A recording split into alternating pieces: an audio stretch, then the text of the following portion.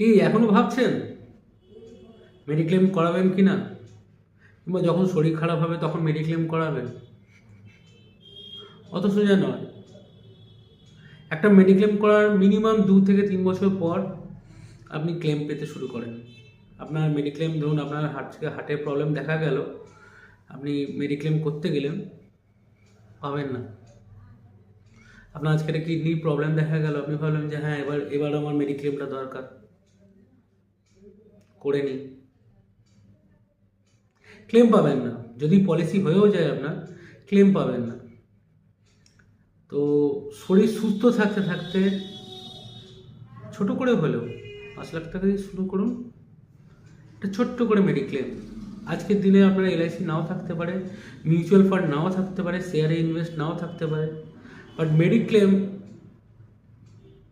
একদম থাকা চাই। আজকের দিনে যার মেডিক্লেম নেই, তো আমার মনে হয় তার মতো নিঃস্ব মানুষ কেউ নেই। মানে একটা যদি সামান্য হার্ট অ্যাটাকও হয় আপনার, তো আপনি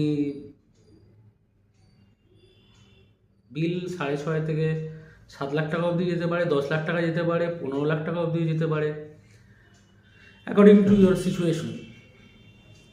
তো শরীর সুস্থ থাকতে থাকতে অবশ্যই মেডিক্লেম করুন, এবং আপনার আপনার যিনি মেডিক্লেম করেন, কিংবা আমাকেও কল করতে পারেন 98367199